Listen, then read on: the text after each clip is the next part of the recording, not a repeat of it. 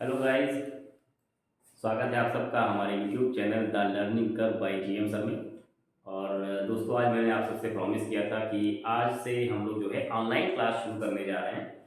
और इसमें सबसे पहला हमारा टारगेट था कि क्लास 12 के बायोलॉजी का पूरा सिलेबस कंप्लीट किया जाए आपके एग्ज़ाम से पहले पहले, क्योंकि एग्ज़ाम की जो लिस्ट है वो आ चुकी है, जो आपकी स्कीम है वो आ चुकी है। और आई थिंक 27 फरवरी को आप लोगों की जो है बायोलॉजी का पेपर है। तो हम कोशिश कर रहे थे कि जो इम्पोर्टेंट क्वेश्चंस आपके इस एग्ज़ाम में आने वाले हैं और पूरा कंप्लीट सिलेबस जो है वो आपका कंप्लीट कराएं। तो आज हमारी कोशिश थी कि हम लाइव आएँ, लेकिन कुछ टेक्निकल प्रॉब्लम्स हुई हैं। हमने बात की, जो कुछ यूट्यूबर्स हैं उनसे बात की, तो पता ये चला शायद कि जो है कुछ रूल्स बदले गए हैं यूट्यूब में। और जब तक 1000 सब्सक्राइबर ना हो तब तक शायद आप लाइव नहीं आ सकते। लेकिन वो ट्राई कर रहे हैं कि अगर किसी एप्लीकेशन की मदद से ऐसा हो सकता है कि लाइव आ जाएँ, तो हम लोग कल से कंटिन्यू करेंगे। तो चूँकि भई अब आज का प्रॉमिस था और वो प्रॉमिस पूरा हो नहीं पाया, तो इसलिए सबसे पहले तो हम आपसे माफ़ी चाहते हैं और कोशिश कर रहे हैं कि आज का दिन आपका वेस्ट ना हो। तो थोड़ा-सा एक शॉर्ट वीडियो बनाने की कोशिश करते हैं। और चैप्टर 2 जो आपके बायोलॉजी का क्लास 12 का ये चैप्टर है, पुष्पी पादपों में लैंगिक जनन, sexual reproduction in flowering plants. Exam के लिहाज से बहुत ही इंपॉर्टेंट चैप्टर है दोस्तों। तो हम लोग जल्दी से इसको कम शब्दों में डिस्कस करने की कोशिश करते हैं। और एक और चीज़ हम आपको बता दें कि ये चैप्टर क्लास 10th के बायो में भी, आप ये कह लीजिए कि ये टॉपिक जो है वो क्लास 10th के बायो में भी है। जो क्लास 10 का चैप्टर है रिप्रोडक्शन, उसमें आपको ये मिलेगा sexual reproduction in flowering plant. तो जितना ज़रूरी ये क्लास 12 के लिए है, उतना ही ज़रूरी है क्लास 10th के लिए भी है। तो आप लोग हम लोग इंग्लिश में कहते हैं रिप्रोडक्शन है क्या। रिप्रोडक्शन की अगर आप डेफिनेशन देखें तो रिप्रोडक्शन जो है जनन इज अ प्रोसेस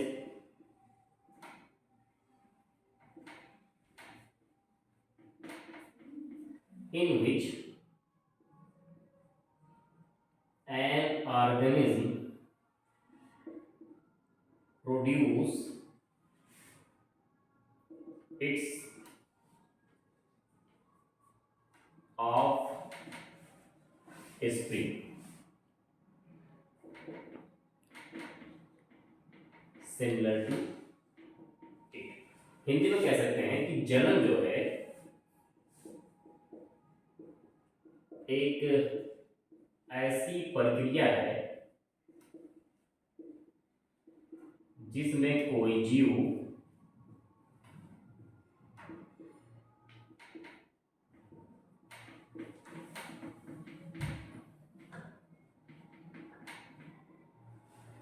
अपने जैसे संतानों की उत्पत्ति करता है। यानी रिप्रोडक्शन एक लिविंग ऑर्गेनिज्म की कैरेक्टरिस्टिक्स है। और इसमें क्या होता है कि कोई भी जो ऑर्गेनिज्म है, जो जिंदा है, कोई भी जीव, चाहे उसके पास एक सेल हो चाहे एक से ज़्यादा सेल हो, अगर वो अपने जैसे ऑर्गेनिज्म को प्रोड्यूस कर पा रहा है, अपने संतान की उत्पत्ति कर पा रहा है जो उसके जैसी है, तो इस प्रक्रिया को हम लोग क्या कहते हैं, रिप्रोडक्शन कहते हैं। अब रिप्रोडक्शन कितने तरीके का होता है, कैसे कोई ऑर्गेनिज्म अपने जैसे जीव की उत्पत्ति करेगा, तो इसके मेनली दो माध्यम है यहाँ पर। एक तो होता है एसेक्सुअल रिप्रोडक्शन,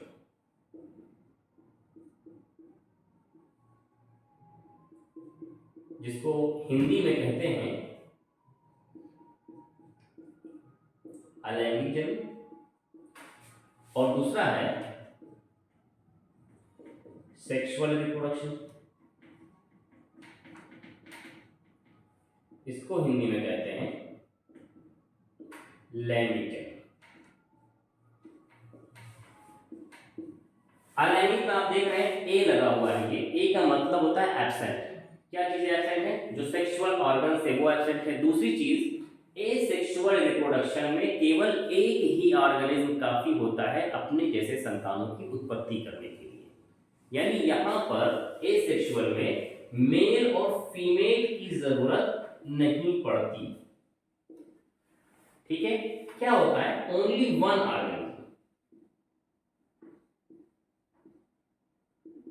केवल एक जीव जो है वो प्रोड्यूस करता है न्यू ऑर्गेनिज्म। अब इस प्रोसेस में एसेक्सुअल में गैमेट बन भी सकता है और नहीं भी, यानी हम कह सकते हैं विद और विदाउट गैमेट। गैमेट्स क्या है, अभी हम आपको आगे बताते हैं कि गैमेट्स क्या होते हैं। सेक्सुअल रिप्रोडक्शन के लिए जरूरी क्या है, लैंगिक जनन के लिए जरूरी है कि दो ऑर्गेनिज्म होने चाहिए विथ अपोजिट सेक्स, यानी दो विपरीत लिंग वाले टू ऑर्गेनिज्म यहां पर चाहिए, जिसमें एक क्या हो मेल और दूसरा क्या हो फीमेल।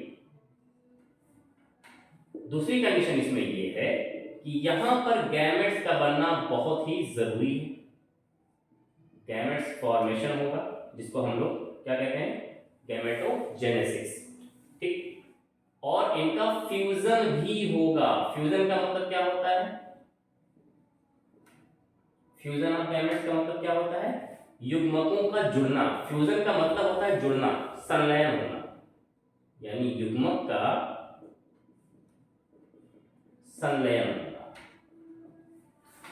तो और भी डिफरेंसेस हैं एसेक्सुअल और सेक्सुअल में, लेकिन अभी यहां पर हम आपको समझाने की ये कोशिश कर रहे हैं कि जो रिप्रोडक्शन होता है, जनन जो होता है, ये दो तरीकों से हो सकता है, एक तो एसेक्सुअल और दूसरा सेक्सुअल।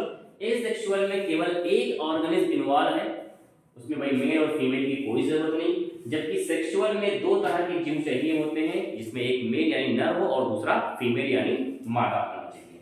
गैमेट का फॉर्मेशन हो, गैमेट बनने जरूरी है। गैमेट को हिंदी में हम लोग युग्मक कहते हैं, और इसमें फ्यूजन ऑफ गैमेट्स भी होता है। इसी फ्यूजन ऑफ गैमेट्स को हम लोग फर्टिलाइजेशन कहते हैं, ठीक है। आई होप कि आपको ये टॉपिक इतना समझ में आया हो। आगे बढ़ते हैं हम लोग। तो हम लोग बात कर रहे थे दोस्तों लैंगिक एवं सेक्सुअल रिप्रोडक्शन की। देखिए आज बहुत सारी कमियां हुई हैं। सबसे पहली कमी तो यही हो गई कि हम लाइव नहीं आ पाए, और दूसरी कमी ये है कि अभी जो हमारा बोर्ड है वो भी सही से स्टेबल नहीं हो पाया है, तो मूव ज़्यादा कर रहा है, मूवमेंट ज़्यादा हो रही है, तो शायद थोड़ा सा प्रॉब्लम आप लोग को हो रही होगी। लेकिन हम प्रॉमिस करते हैं कि ये कमी सब बहुत ही जल्दी दूर कर देंगे और एक दो दिन में ये सारी चीज़ें ठीक हो जाएंगी। तो लैंगिक, इसमें क्या हमने बताया कि गैमेट्स का फॉर्मेशन होता है, युग्मकों का निर्माण होता है। अब ये युग्मक क्या है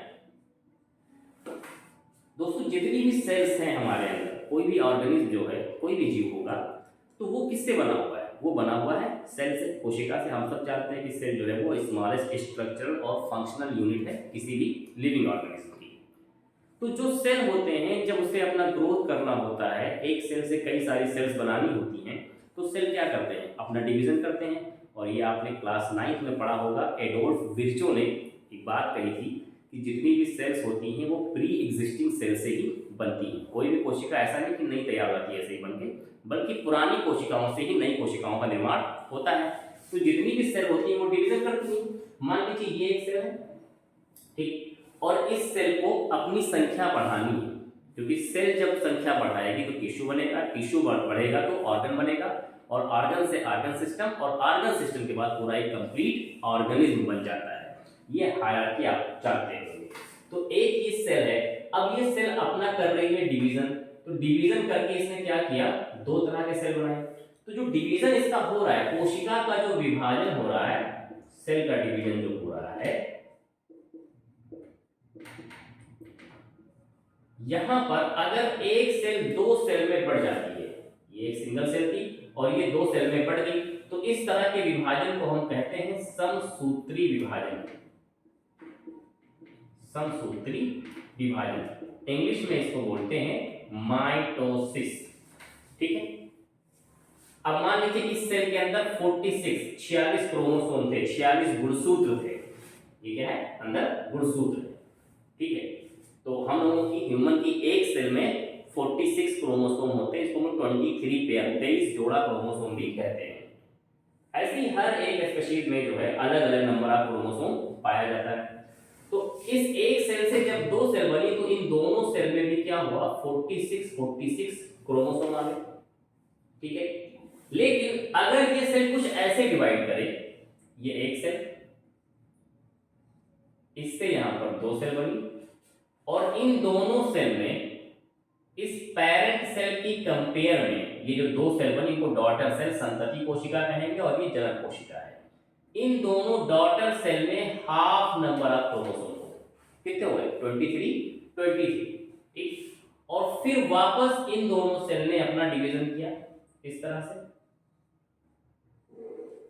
इस तरह से किया, ठीक। और इनके अंदर भी कितने हैं 23, 23, 23, 23। तो इस तरह का जो डिवीजन होता है इस डिवीजन को कहते हैं अर्धसूत्री विभाजन, अर्धसूत्री विभाजन, मियोसिस, ठीक। तो जो ये 4 सेल बनी हैं, ये 4 सेल जिनके अंदर नंबर ऑफ क्रोमोसोम कैसे हो गए, हाफ हो गए as compare to parent cell, तो इन चारों सेल्स को हम कहेंगे गैमेट्स, यानी ये क्या है युग्मक, ठीक है। आप आसान भाषा में ऐसे समझ लो कि गैमेट्स वो सेल होती हैं जिनमें जो क्रोमोसोम है वो पेयर में ना हो, जोड़े में ना हो, क्योंकि भाई 23 का जोड़ा तो हो ही नहीं सकता, 11.5 तो आप कहेंगे, 46 का जोड़ा हो जाएगा 23, लेकिन जो ये बने हैं ये पेयर में नहीं होंगे, ठीक है। तो कोई भी सेल जब मियोसिस करती है, मियोसिस करके जब वो हाफ नंबर ऑफ क्रोमोसोम वाले सेल बनाती है तो ये क्या कहलाते हैं, गैमेट्स कहलाते हैं।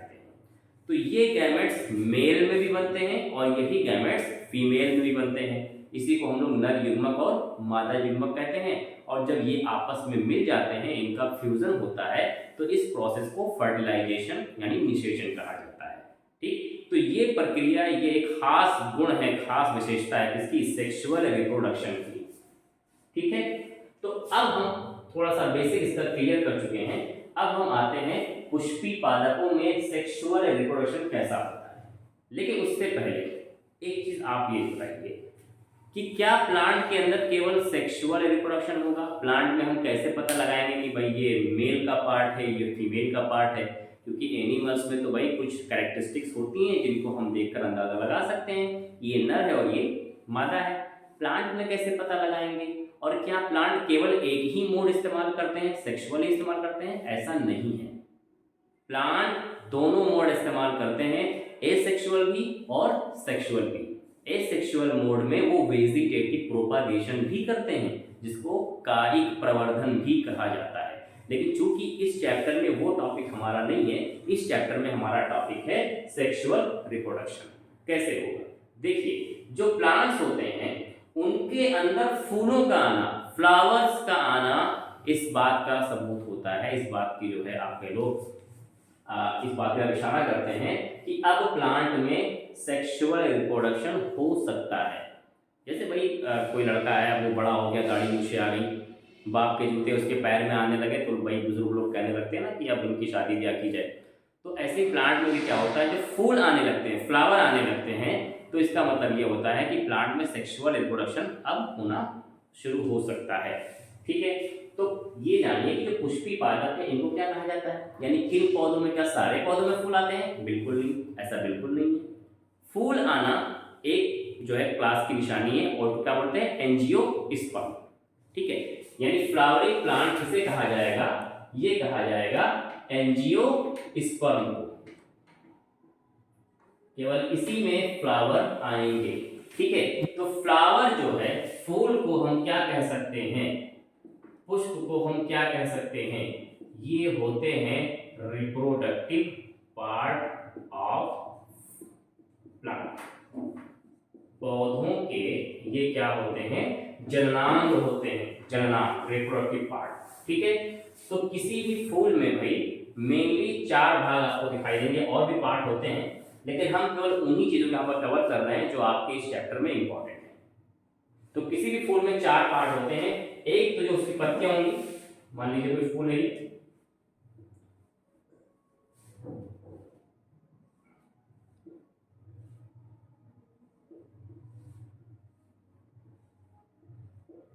ठीक है, ये मान लीजिए पत्तियां उसकी लगी हुई है, यहाँ पे ये पत्तियां लगी हुई है, और ये उसका कलरफुल वाला पार्ट है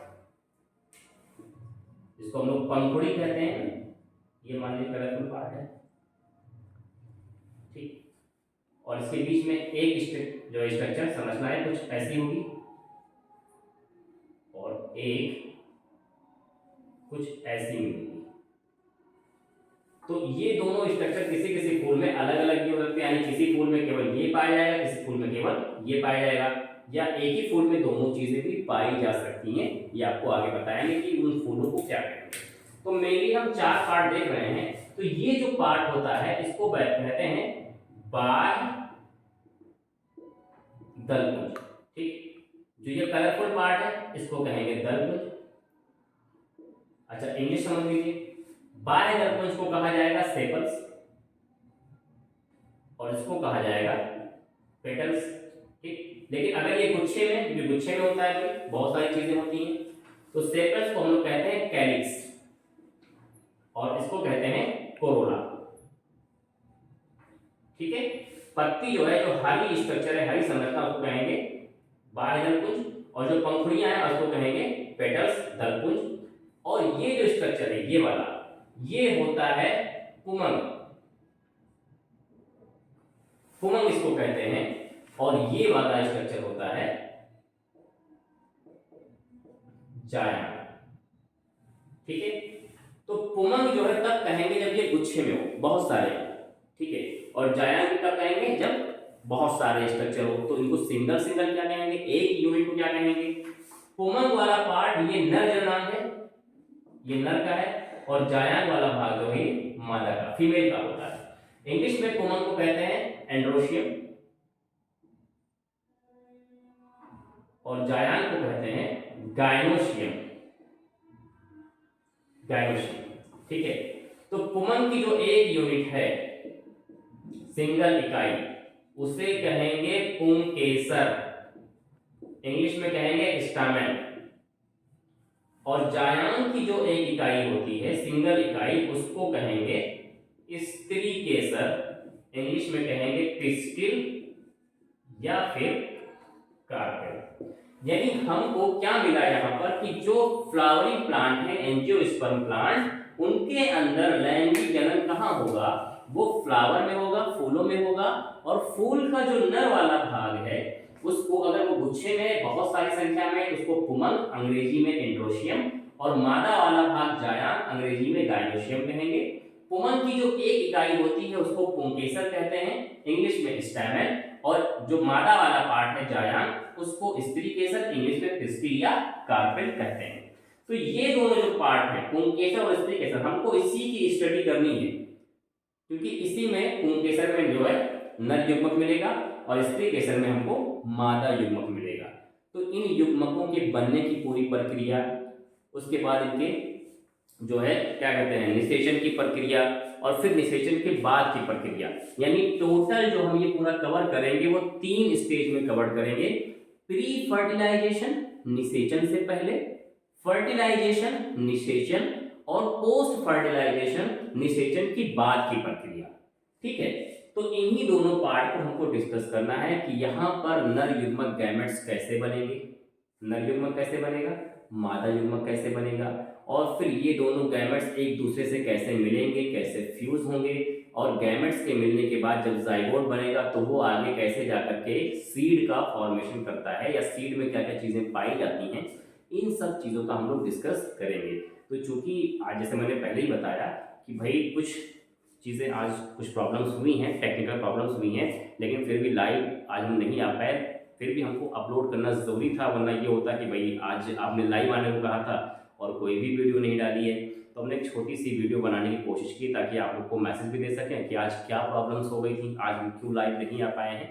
तो हम कोशिश कर रहे हैं और लोगों से हेल्प भी मांगी है कि इसको शॉर्ट आउट किसी तरह किया जाए, कोई एप्लीकेशन बताया जाए भाई, क्योंकि अभी 1000 सब्सक्राइबर तो पूरे हैं नहीं, और आप लोगों से रिक्वेस्ट करेंगे कि अगर पूरा करवा दे भाई 1000 सब्सक्राइबर तो बहुत अच्छी बात है, हम कंटिन्यू लाइव आते रहेंगे। क्योंकि मेरा जो गोल है वो यही है कि आपको ईजी जो है एकदम आसान भाषा में और एकदम फ्री ऑफ कास्ट हम आपको एजुकेशन प्रोवाइड करा सकें।